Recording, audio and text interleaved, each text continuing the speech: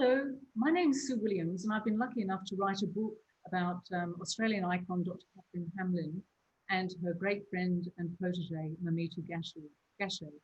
And it's my privilege today to welcome former Governor-General Dame Quentin Bryce here with us to actually talk about Catherine and Mamitu and our memories of the two women and answer some of your questions. And feel free to post on Facebook if you have any more questions.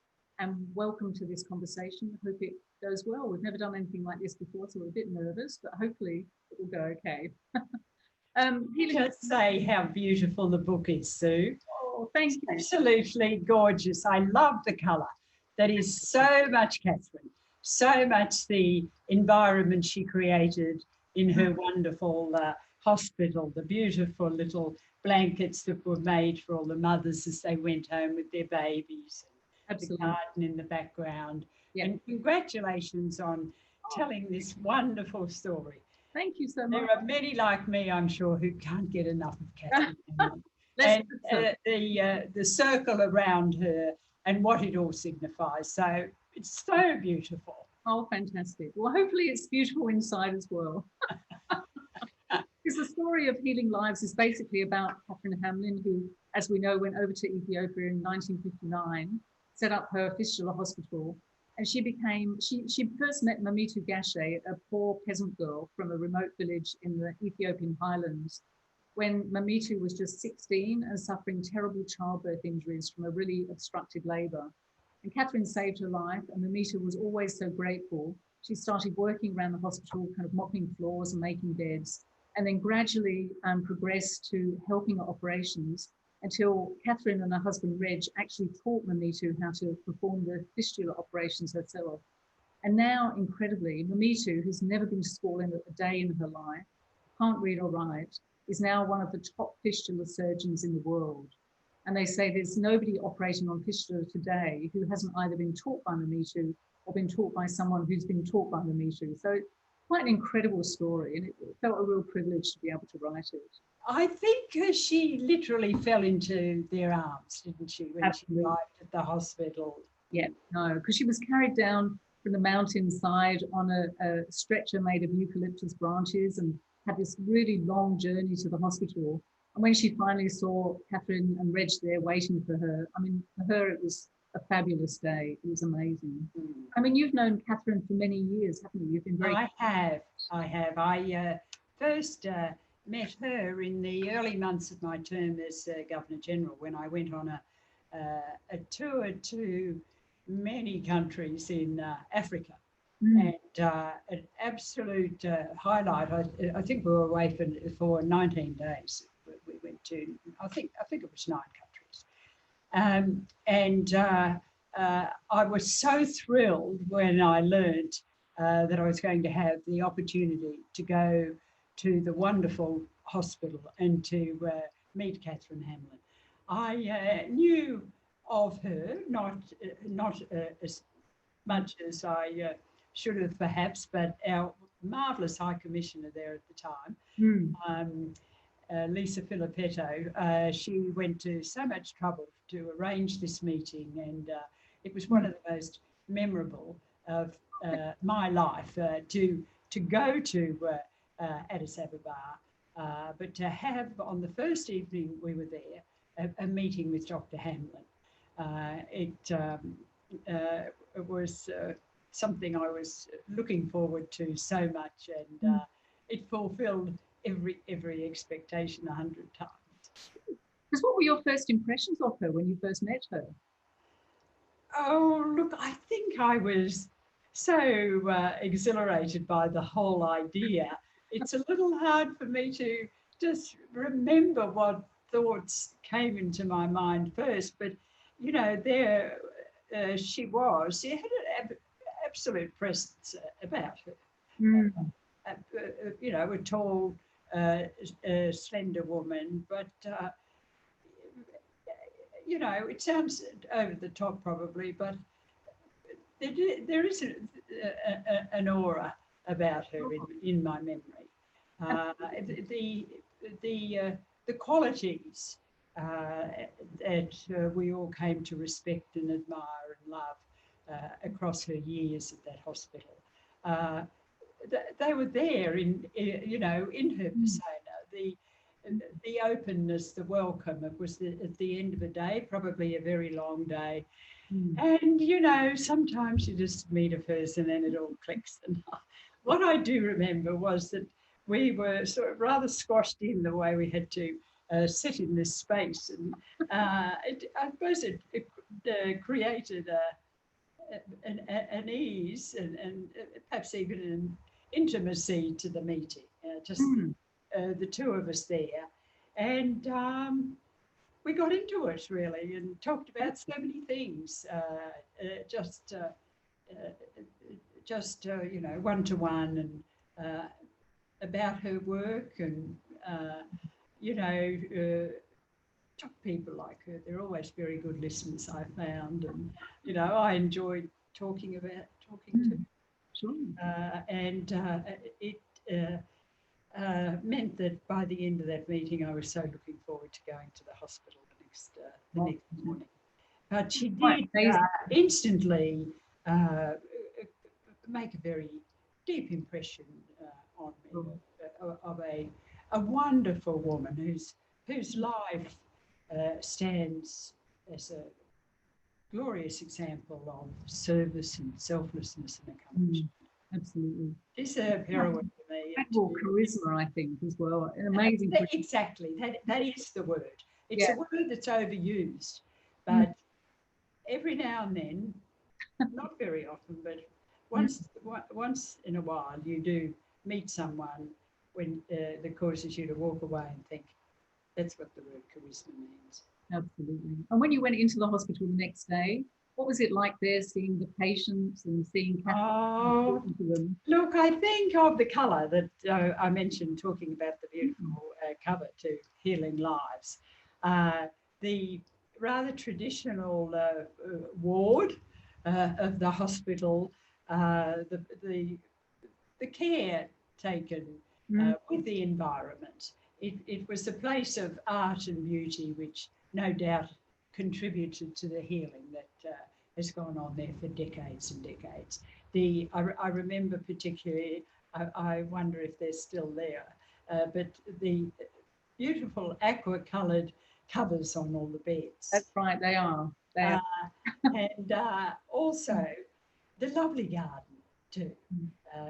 We walked through the garden, and I must say, Catherine at that stage, you know, reminded me of my mother and many women I've known whose lives have been very much about creating lovely gardens. Absolutely. Very important part of that place.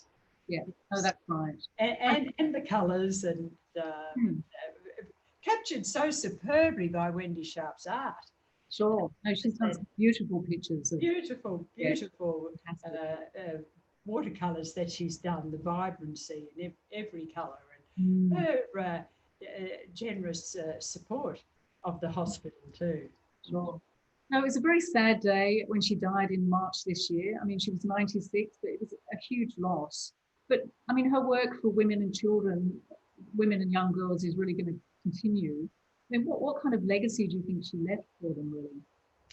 Oh, it's a legacy that is inspiring in terms of the finest human qualities, values, principles that go right to the depth of Catherine's faith, I think.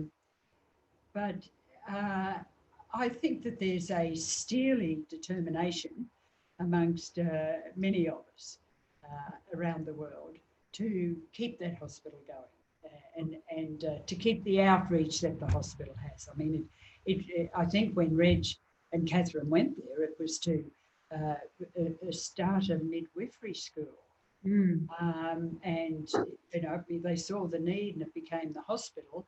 And it's done so much, you know, reaching out, and it's doing that with training, and it's, you know, changing life for thousands and thousands of women in Africa, but in other parts of the world too.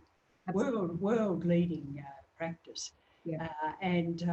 I think all of us who know about the hospital, we have a serious responsibility to ensure that this is growing forever and ever, and maintained and fulfilling the promise that it's always held for women who desperately need the care for fistula damage. Because I guess as well as operating on childbirth injuries, the fistula, they're also sending midwives out all around the country to find women who haven't been able to have access to doctors and clinics. And prevention too, prevention, because so many of the patients, of course, far too young to be having babies. That underpins the cause of the damage to their bodies. That's right. Yeah, it's so practical, but you know, I admire the way she never knocked a challenge back. You know, when you think of the hard work as well as the dedication, Sure. Because we kind of think of her, given to humanity. Yeah, because we kind of think of her as this angelic figure, but underneath, as you say, this real determination to raise money, determination to get things done. And even when she hit hurdles, she always kind of not so much jumped over them as flattened them, I think, really. She was just so determined to help these women, because I think she fell in love with the fistula survivors who came and traveled for such long distances to try and find help, that she was determined to do everything she possibly could in her power to give them that help. And I mean, she saved so many women's lives. And as you know, Reg called it fistula being the leprosy of the 21st century, really. And for these women, they've lost their baby, and then they have some terrible injuries, and they just can't go anywhere anymore because they're leaking urine, they're leaking feces often, and life for them seems to be over. So to be able to save these women's lives, people say it's one of the best jobs in the world, because you're really transforming women's lives. Absolutely. Yeah. And I think us in the developing world, we don't realize anymore, because we don't suffer from fistula, because we have all these childbirth interventions, we have cesarean operations, we have assisted birth, and we kind of think that fistula is still back in the 1800s. But in lots of places in the developing world, it's still very much a reality. So it's great that there's access to very basic health services so far away. No, that's right. And I think you carried on your friendship with Catherine for many years after you first met her, didn't you? I did, yes. We wrote to each other. She was a wonderful letter writer, and I like writing letters too. And I have so many friends in Australia, particularly in Adelaide and Canberra, I have to say, who are great supporters of Catherine's. And every time I'd have any of those friends travelling to Addis Ababa, I'd ask them to take things, and when I went, I'd take things to her, and she was very good at telling us just really what she needed in a very polite, charming way. And I remember one person who was going over to spend some time there was a bit surprised when the thing I gave her to take was a hat box with a big hat. I used to try to think of what would she need, you know. Yes, a lovely friendship in a personal way to me, but there's thousands and thousands of those I think women in particular, I think, who care very deeply about her and what she does, and have had opportunities to meet her, have a really strong commitment, and I have to say we're pretty evangelical about it too. She's somebody who really leaves a big impression, isn't she? Absolutely. Yeah, because she's had such a great sense of humour as well.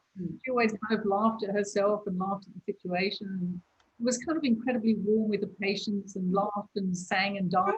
Also, I think what it must have meant a lot to the patients was the way she interacted with them. I mean, there was a humility about her, a wonderful dignity,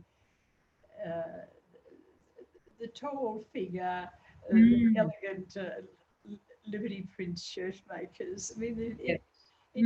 it's all a picture of uh, gentleness, but one that engendered confidence. And I noticed the quiet way she spoke and how she would introduce every single person with a charming introduction Yeah.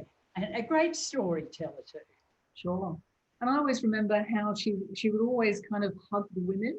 And some of these women, you know, they were terribly depressed and sad because they kind of felt that they smelled, they were dirty. And suddenly there was this woman coming over in a white coat, a doctor, who was just hugging them. And many of them hadn't She been. had very long arms. Many of the women are quite small in stature. That's right. She could hug many at once. Yeah. And I think a lot of them were really taken aback that somebody, a stranger, would just be so warm and caring towards them. And I think that was a really lovely thing. And many of those women hadn't been touched for such a long time. Yes, yes. Well, absolutely cast aside under a tree in a shed out the back. That's right. And often their families cast them aside, their husbands, and often the villages banished them as well. So they were left either living in kind of huts somewhere or in a cave or having to go onto the streets of Addis Ababa to work as sex workers. Yes. Because there was no Generation we can't imagine. no, it's impossible. She's taught us about that. She has. And she always treated them with such dignity, as you say, and kind of allowed them to have their personalities and allowed them to kind of be individuals there as well. And I think that's a really lovely thing too. It's never a master. It's a lovely thing to have a person who stands for us in those ways as an example and an inspiration, because it lifts us all up. Oh, it does. And I mean, hopefully we will eradicate fistula very soon. I mean, Catherine always wanted to do that in her lifetime. Sadly, she didn't quite live long enough, but I think the Ethiopian government has declared that there'll be no more fistula by 2030. And the clinic is working very strongly towards that as well. And I think it's true that she treated over 60,000 people. That's right. The clinics and the hospitals that she ran, yes. And her and Mamitu together did incredible work, really. Well, that's the story of your lovely book. That's right. And I mean, it was a fantastic thing because I first met Mamitu with Catherine, and Catherine was a bit frailer then, and Mamitu was very much caring for her. And I went to Catherine's house in the hospital compound, and Mamitu was in the background making tea and slicing cake for us. And I kind of thought, I wonder who this woman is. She's possibly, you know, somebody who just helps Catherine. And then when you hear that she's actually a top fistula surgeon herself and one of the most acclaimed women of the 20th century, you think, this is incredible that she is so humble and so... And how did that happen? How did that happen? Yes, well, Mamitu, when she arrived to be taken into their arms. That's right. Yes, because she arrived at the hospital suffering the terrible fistula injuries, and they were among the worst injuries that the two doctors had ever seen. And she was obviously frightened. She was very sick, and they just took her in their arms and said to her, "We're going to cure you. Don't worry. You don't have to worry about anything now." And Mamitu, you know, she's from a very remote village. She's never seen white people before. And she says that in her delirium, she kind of thought they must be angels. And they gave her such incredible care. By the end, she was absolutely convinced they were angels and that she'd died and gone to heaven. But they cared for her. They ended up doing 10 operations because her injuries were so... How many? 10. And they could still never quite cure her completely, but obviously she was able to lead a very normal life. She was just so grateful for the care that they had given her that she was determined to give back to the hospital. So she could see other young women coming in, panicking, terrified that what was going to happen there because the hospital was so foreign to all of them. And she would talk to them and reassure them and say, look, I've been through this as well. And these are great doctors here. They're very nice. They're an Australian and a New Zealander. Nobody knew where Australia and New Zealand was really. But she would say, you know, just relax and everyone will take good care of you. And then she'd go and organise a roster of chores of the other patients. They would all muck in and help. And gradually she became a real godsend to Catherine and Reg, because Mm. Ethiopia went through so many difficult political problems and they had famine.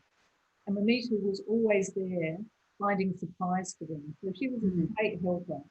And then gradually she moved on to just assisting to operations and just helping around in the operating theatre. And I think Catherine and Reg saw something incredibly special in her. They thought that she was really smart. She'd never had any formal schooling. She just seemed very, very clever and street smart. And then they thought, well, I wonder if we can teach her how to perform these operations herself. And so they taught her. Reg would lay her hands on his hands as he was operating to teach her how to operate. And it's an incredible story, really. So Mamitu started operating and they discovered that she was actually really, really good at it. Her eyesight was fantastic. So she could see all the tiny little veins and things that you had to work with. And she could find those veins where nobody else could. And I think she was really driven by a passion to help other women because she'd been in that situation and she'd felt that her life was over. So she wanted to make sure other women were saved in the way that she was as well. So it's a beautiful story, really. It is a beautiful story. And you know, they were getting older, both of them, and then of course Reg died, and she must have been the most extraordinary support to That's right. Catherine in so many ways. Yeah, because I think when Reg died, Catherine suddenly thought, well, should I stay here? Am I needed here? Should I go back to Australia? Yeah, it's a very big time of questioning for her. Sure. I've heard a lovely story of one of the young men who was working in the garden. Saw her, you know, in a very quiet moment, and found her in tears. And that stirred her up to say, no, you know, I must stay here. Yeah, that's and she never looked back, and indeed she did, carrying on operating for not long before she died, really, and Mamitu, and a very efficient operation it was, the whole place, professionally, and wonderful training, and people who came there for a clinical training. I have read some wonderful accounts of people who, when they visited there to learn from places like MSF, that they were, you know, staggered to see her as so engaging and engaged, and and they would often operate with her, or they would learn from her because she was a fantastic teacher. And then afterwards they'd say, where does this woman come from? And they'd tell her the story, they'd tell them the story of Mamitu, and they'd be amazed. And there were all these eminent surgeons from all over the world, from Britain, from the US, and they were being taught by a woman who just couldn't even read or write. It was amazing. But Mamitu always managed, because she'd have to write up the operation notes after each operation. And she'd always say, oh, I've forgotten my pen, maybe you could do it for me. and kind of get around everything that way, really. And I think she took everybody by surprise. And she was kind of funny as well. And in the same way that Catherine had a fantastic sense of humour, so did Mamitu. Mamitu would often play a trick, sometimes on like the most pompous surgeons who kind of looked down on her a little bit. But she'd show them how to do the operation. And then she'd take, there was a test they did afterwards. They'd put a little bit, they'd fill the bladder with blue dye, and then they'd put some gauze in to make sure it wasn't leaking. But she would always have a little piece of gauze with blue dye on it. So she'd pull it out, suddenly flourish it and say, oh no, the operation hasn't worked. And the surgeons would be beside themselves saying, oh my goodness, I haven't managed to do it. And of course, then Mamitu would fall about laughing and say, no, it was successful. But it must have been quite fun to get her own back on some of those people. Really. Absolutely. Yeah. So no, it was really good fun, I think. Yeah.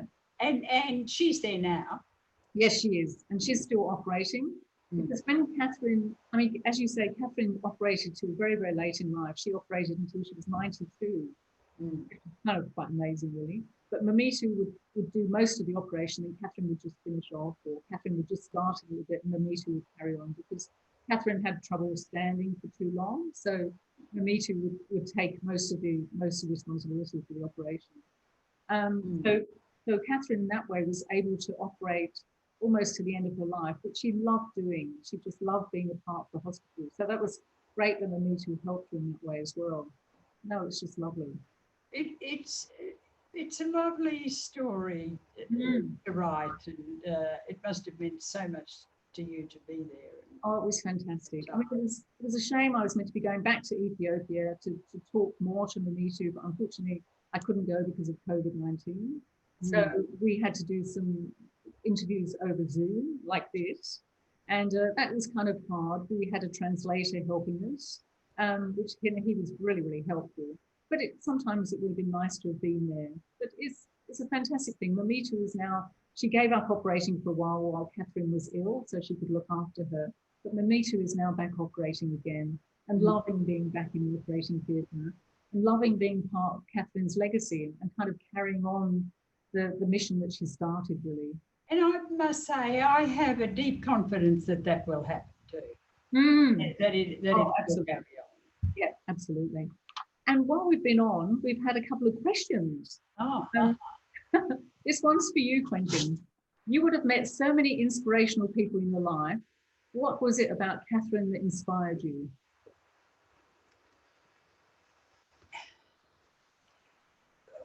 Well, it's what she's done every day of her life. I think that it's been dedicated to others. You know, we all grew up as little girls, didn't we? Being told put others first, and you know how to be a good person as you grew up, and that's what she did. I mean, she stood for goodness, for doing her best every day to serve. You know, the women she was looking after. There's nothing finer than that in terms of achievement or contribution. Absolutely. And back in 1959, when she went over to Ethiopia, I mean, she was kind of quite rare being a female obstetrician and gynecologist. Well, I was thinking about that today, about it. That was the year I left school, 1959. And I was thinking there weren't so many women medical practitioners, even in our own country. You would talk about, a lady doctor.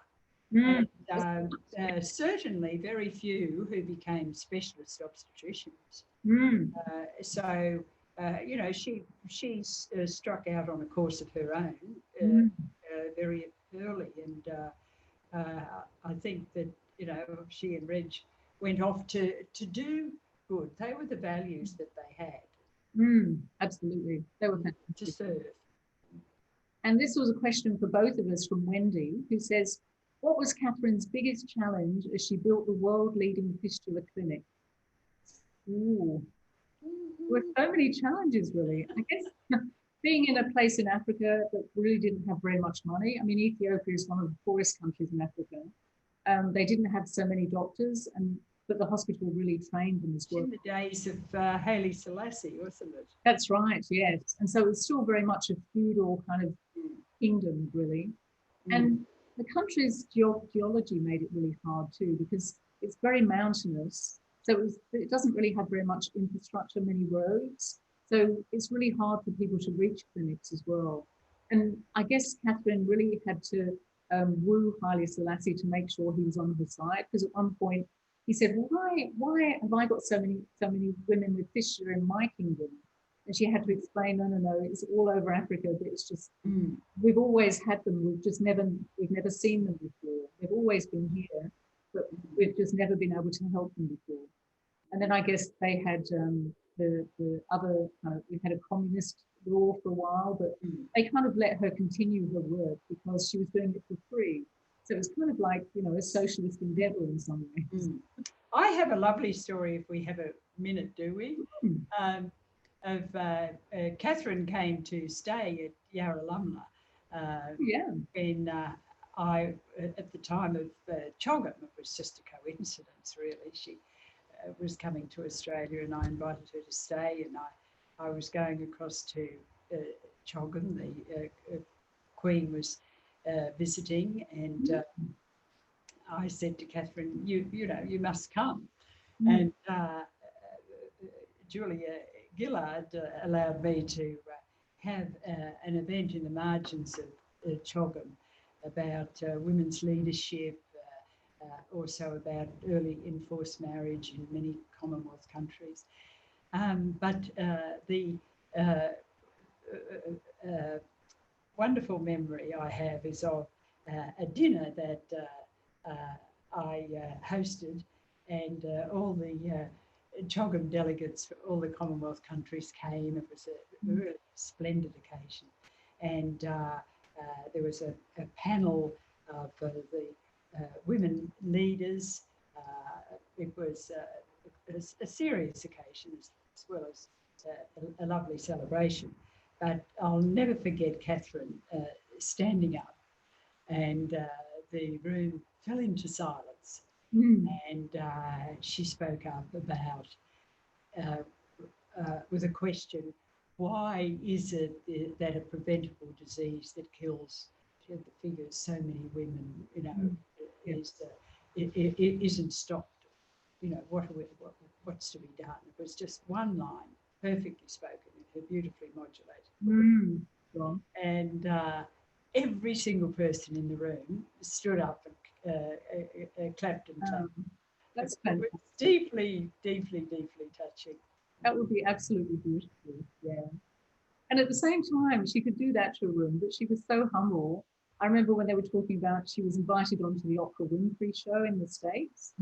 And so she was flown over to the US to go on the show, but she'd never actually ever seen the show.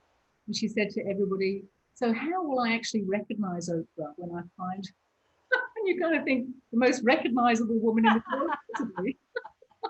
But Catherine just went along with it and said, yeah, okay, no, do this. Well, another lovely story from the same time was when we had a very memorable luncheon for Her Majesty as part of her visit. And I'd asked, I think, about 50 very distinguished Australians, people who I really wanted Her Majesty to meet, and amongst them, Catherine. And I took her over. She had these tiny little black and white photos from a long time ago, and I said, you must show them to Her Majesty. And they were of the occasion. Catherine was there when Emperor Haile Selassie presented to Her Majesty a great steed that was up on its legs, these photos. And I remember her, you know, Her Majesty being so delighted to see these old photographs. Yeah, because they were both so interested in horses. Well, so much history in Catherine's life too, where she lived, and so many aspects to it. And you know, when you talk about the question about the challenges she faced, there would have been many of them that were political and economic and a lot of tough issues to get that actually going, and to get the resources and the support and the confidence of the women to come there. Sure, no, that's right. And we've got another question from Janine, but this is, so when did Sue Williams start researching for the book Healing Lives? I mean, when we talk about hurdles, I mean, it was really easy to write the book because it kind of wrote itself, because Catherine is such an astonishing person. Mamitu is such an amazing person. But I went over to Ethiopia in 2018 the first time, and I met Catherine then, and I also met Mamitu, and I heard about Mamitu's story, and I was really keen to write the story. But Mamitu was always so shy and so self-effacing. She was always a little bit reluctant to talk. And then in the end, she decided, yes, she would go along with the book, and Catherine was happy. And then sadly, Catherine became ill. But so I started writing the book just before Catherine's death. So it probably took about 4 months. And it's been very, very quick because we kind of wanted to get the book out by Christmas as a tribute to Catherine, really. We wanted to have it out in the same year that she And that passed. was a wonderful thing to happen with Wendy's art exhibition too. Yeah. People have such a commitment and Oh, a absolutely. care in their hearts. Mm. But what I loved in the book was the way you told the story of Mamitu getting there. Mm.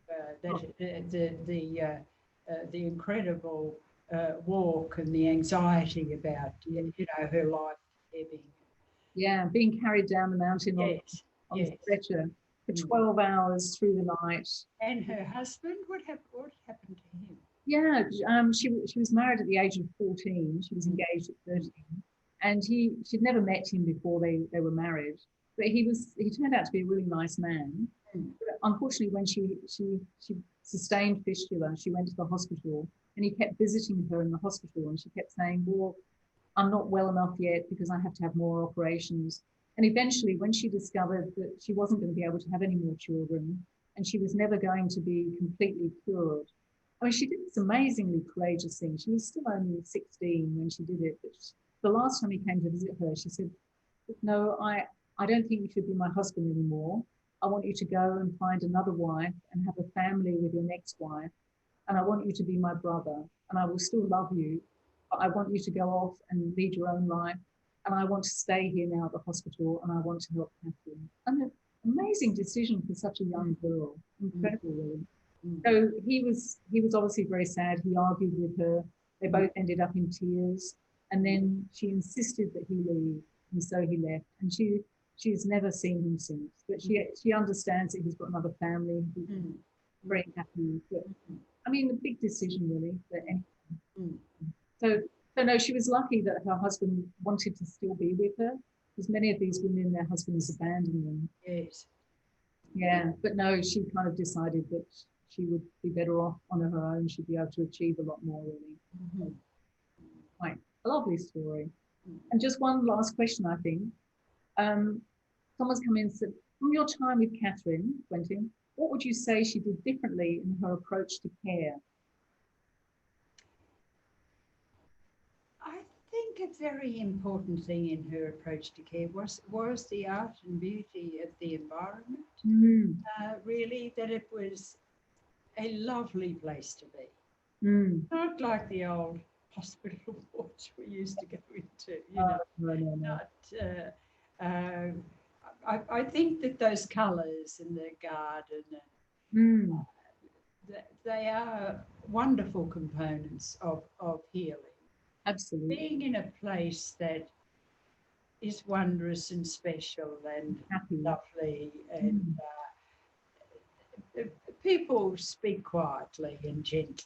That was one of Catherine's shining characteristics, her gentleness. Yeah. Because I think she pioneered this idea of compassionate care, didn't she? Where it was kind of quite holistic. It wasn't just women. It was kind of looking after them as people as well. And if they were badly injured, she would give them physio. They would maybe stay there for many years, and there would be taught skills afterwards that they could go off. And I think it was about love, really. When you think of these beautiful little blankets that are made for the mother and baby to go home.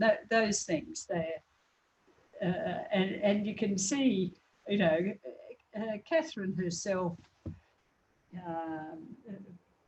The way she appeared and presented herself, all that. Because I think every patient, once they were cured, they had a little celebration party to mark the fact that they would go back out into the world. And each one of them was given a new dress to go out with. Catherine was so particular about the dresses. She always wanted them to be perfect for each woman and to make sure that the colour suited them and the pattern suited them. And she was all of those things. Yeah, very important. Yeah, absolutely. I think I'm afraid we're running out of time now. But thank you so much, Quentin. I mean, it's so lovely to talk to you about a great woman, one of the great women of our time. Yeah, she's Thanks for doing the book. Fantastic. Yes, and congratulations. Right, thank you. And I want to say thanks to all the Facebook viewers who have been watching this and stayed with us. And the link will go up on the Catherine Hamlin Fistula Foundation Facebook page. So you can kind of look at it later and you can tell your friends to have a look. And I think we've still been receiving questions, so we'll answer those over the next couple of days. So feel free to ask. And of course, you can buy Healing Lives from the Hamlin shop site, which is store.hamlin.org.au. And all sales support the work of the Catherine Hamlin Foundation and the hospital. And thank you so much, Quentin, for being with us today. Oh, my enormous pleasure. Thanks, Lou. It would be so much nicer and easier in person, but no, this is great. Thank you. Thank you very much. And thanks, everybody. Thank you. Bye, everybody. Bye.